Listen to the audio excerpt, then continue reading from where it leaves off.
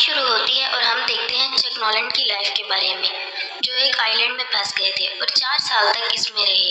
कहानी कंपनी से स्टार्ट होती है और हम चक को देखते हैं। वो अपने काम में बहुत ज़्यादा सीरियस होते हैं। ऑफिसर्स चाहते हैं कि हर कोरियर टाइम पर पहुंचे। इस सिलसिले में वो आउट ऑफ कंट्री विजिट करते हैं, जहां इनकी ब्रांचेस होती हैं और एम्प्लॉयज़ इनको काफ़ी अप्रिशिएट करते हैं और इनको टाइम की कीमत का अंदाज़ा बताते हैं। चक किसी लड़की से प्यार करता है, इसका नाम कैली होता है। इनका रिलेशनशिप काफ़ी अच्छा होता है और ये शादी भी करना चाहते हैं, मगर बिजनेस की मसरूफियात की वजह से नहीं कर पाते। क्रिसमस भी करीब है और चक को मलेशिया काम पड़ जाता है। इसे कंपनी के सिलसिले में जाना होता है। चक कैली से कहता है, मैं न्यू ईयर पर ज़रूर आ जाऊंगा। कैली कहती है, मैं क्रिसमस कैसे गुजारूंगी। चक उसे मना लेता है। चक और कैली एक दूसरे को क्रिसमस का तोहफा देते हैं। कैली चक को एक घड़ी देती है, इसमें कैली की तस्वीर होती है। अब चक मलेशिया के लिए निकल जाता है और रास्ते में ही बहुत तूफान आ जाता है, जिसकी वजह से इनका प्लेन क्रैश हो जाता है और ये प्लेन कंपनी का पर्सनल होता है। प्लेन में 4 लोग और भी होते हैं और ये प्लेन एक पैसिफिक ओशन में गिर जाता है और इनमें सिर्फ चक ही बचता है। समंदर का तेज तूफान चक को बहाकर ले जाता है और जब सुबह उसकी आंख खुलती है तो वो एक कश्ती पर होता है और आसपास कुछ नहीं होता। वहाँ चक परेशान हो जाता है। वहाँ चक बेहद आवाजें लगाता है, मगर कोई इंसान का नामो निशान वहाँ नहीं होता। अब वो जमीन पर बड़ा सा करके हेल्प लिख देता है, ताकि ऊपर से गुजरता कोई प्लेन उसे देखकर उसकी मदद को आ जाए। रात बहुत हो जाती है और वो सो जाता है। अगले दिन वो उठता है तो देखता है कि उसने रेत पर हेल्प लिखा था, वो मिट जाता है। अब वो लकड़ी से हेल्प लिखता है। उसे यकीन होता है कोई उसे ढूंढने जरूर आएगा और इस निशान को देखकर वो इस जगह आएंगे। अब चक को भूख महसूस होती है और कंपनी का जो भी सामान बहकर आता है, इसमें खाने का कुछ भी नहीं होता। अब चक को किसी चीज की आवाज महसूस होती है। जब वो इधर उधर देखता है तो एक नारियल जमीन पर गिरता है। उसे पता चल जाता है कि ये नारियल की ही आवाज है। अब पीने के लिए उसे नारियल पानी के अलावा वहाँ कुछ नजर नहीं आता। वो उसी को पीकर गुजारा करता है। चक को यहाँ 3 दिन गुजर चुके हैं। समंदर में पत्थरों की वजह से इसके पाँव भी जख्मी हो चुके थे। इसके पाँव में जूते नहीं होते। अब वो अपनी पैंट को आधा काट कर अपने पाँव में लपेट लेता है, ताकि इसके पाँव में दर्द ना हो। और इसे वहाँ एक बहुत ऊंची चोटी नजर आती है। वो फैसला करता है वो इस पर जरूर चढ़ेगा। जैसे ही वो देखता है कि वो कैसे ऊपर चढ़ सकता है और अंदाजा लगाकर वो चोटी पर चढ़ने में कामयाब हो जाता है। अब उसे ऊपर से समंदर में कोई चीज तैरती हुई नजर आती है। जब वो वापस नीचे आता है तो देखकर हैरान रह जाता है कि वो इसके प्लेन के पायलट की डेड बॉडी थी।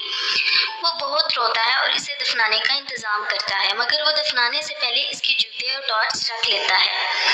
अब वो इसी आइलैंड में जिंदगी गुजारने का आदी हो गया था। वो पत्तों पर गिरी ओस को पीकर गुजारा करता है। वो मछली मारने की कोशिश करता है, मगर नाकाम हो जाता है। इसे खाने के लिए नारियल पानी और रात को पत्तों पर गिरी ओस के अलावा कुछ भी हासिल नहीं होता। वो उसी को खाकर गुजारा करता है। अब रात के वक्त उसे समंदर में एक शिप नजर आता है। उसे देखकर वो बहुत एक्साइटेड हो जाता है और आवाजें लगाता है। टॉर्च की लाइट ऑन करता है, मगर इतनी दूर से कोई फायदा नहीं होता। अगले ही दिन वो ये फैसला करता है कि इसके पास जो एयर बोट है वो इसमें बैठकर बीच से निकल जाएगा। वो जान गया था कि इधर कोई भी नहीं है। अब जब वो वहां से निकलने की कोशिश करता है तो लहरें इतनी तेज होती हैं कि इनकी रफ्तार की वजह से वो समंदर में गिर जाता है। इसी दौरान उसके पाँव पर चोट लग जाती है और खून भी बहुत निकलता है।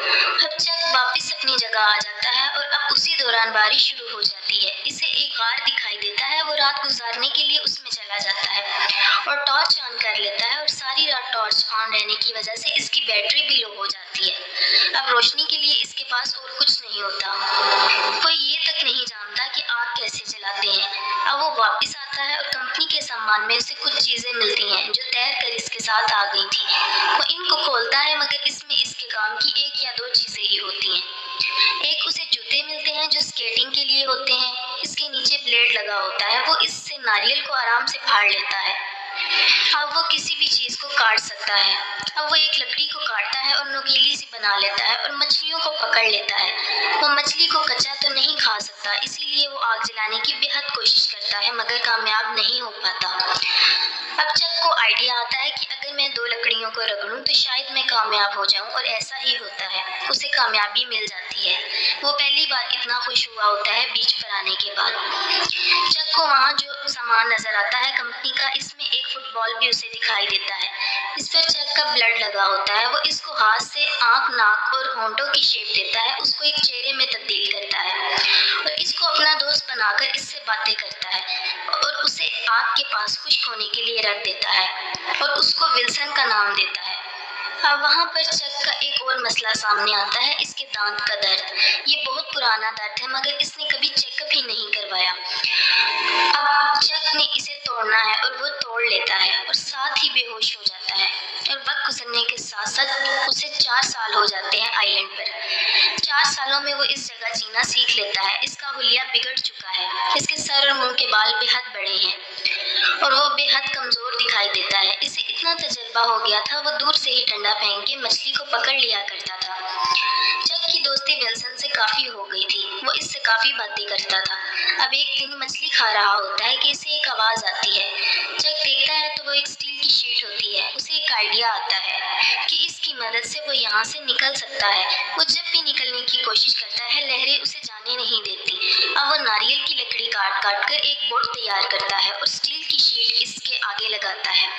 हालांकि बोट तैयार करना आसान नहीं था और वो ये फैसला करता है कि जब हवाएं कम होंगी तो वो निकलने की कोशिश करेगा और शीट को वो बोट के आगे लगाता है ताकि जब वो बोट में बैठे तो शीट की मदद से पानी को धकेल सके और वो आगे जा सके। चक विल्सन को अंदर रखता है और निकल जाता है। रास्ते में बड़ी बड़ी लहरों का मुकाबला भी करता है मगर अभी भी वो समंदर बाकी है। वो नहीं जानता कि जमीन कब आएगी। चक के अंदर एक उम्मीद थी कि शायद अब वो घर पहुंच जाएगा मगर ये सब आसान नहीं था। समंदर में उसे बहुत बुरे हालात देखने को मिलते हैं। खाने का गुजारा तो वो कर लेता है, खाने के लिए मछली और पीने के लिए बारिश का पानी जमा कर लेता है।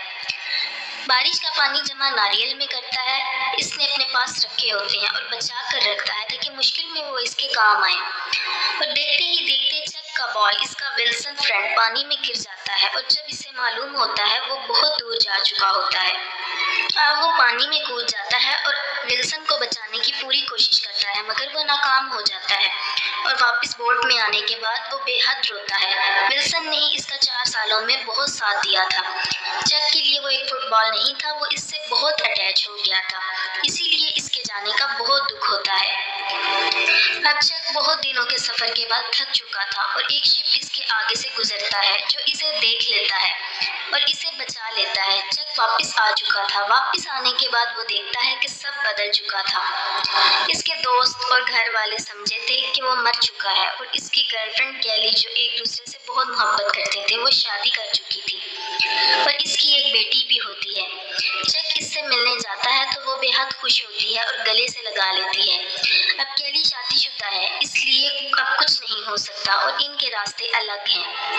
चक को कैली ने जाते हुए जो घड़ी दी थी वो इसे वापस कर देता है क्योंकि वो कैली की फैमिली घड़ी होती है और इस घड़ी की तस्वीर अपने पास रख लेता है। कैली उसे कहती है तुमने वादा किया था कि तुम जरूर आओगे। चक उसे सॉरी बोलता है और जाने लगता है। कैली अब भी चक से प्यार करती है मगर इसकी अपनी फैमिली है इसलिए वो नहीं जा सकती। कैली के पास चक की दी हुई एक गाड़ी होती है, वो इसे वापस कर देती है और चक इस गाड़ी को लेकर चला जाता है और कैली इसे देख रही होती है। वो बहुत दुखी होती है, वो चक को बुलाती है और वो भाग पड़ती है। चक भी वापस आ जाता है और गले मिलते हैं। कैली उसे बताती है कि मैं जानती थी कि तुम जिंदा हो और मुझे यकीन था कि तुम वापस जरूर आओगे मगर सबके फोर्स करने पर मुझे ये सब करना पड़ा, मुझे शादी करनी पड़ी।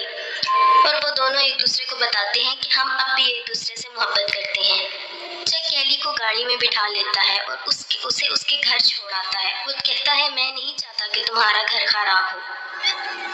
अब हम देखते हैं कि चक अपने एक दोस्त के साथ बैठा होता है और इसे बताता है कि मैंने बीच पर खुदकुशी करने की भी कोशिश की थी। मैं फांसी लेने वाला था मगर मुझे कैली का ख्याल आ गया था कि मुझे उसके पास जाना है और आज जब मैं वापस आया हूँ तो इसे खो चुका हूँ।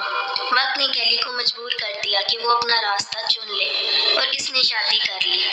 अब चक अकेला रह गया था लेकिन जिंदगी को आगे जाना ही होता है और एंड में ये होता है कि चक के पास एक पैकेज है जो वो आइलैंड से बचा कर लाता है। प्लेन डूबने के बाद बहुत से पैकेजेस किनारे आ जाते हैं और वो सोचता है कि वो घर जाने के बाद खोलेगा, मगर वो ऐसा नहीं करता और वो पैकेज को वापस करने आता है, मगर वहाँ पर कोई नहीं होता और वो एक नोट लिखकर दरवाजे पर रख देता है जिसमें लिखा होता है this package saved my life, और वहाँ से चला जाता है। चक को अब हम एक कच्चे रास्ते की तरफ देखते हैं और वहाँ वो मैप देख रहा होता है कि वो कहाँ जाए। तो एक लड़की आती है और इसे रास्ता बताती है। इसकी गाड़ी पर भी वही विंग्स का निशान होता है जो पैकेज पर होता है।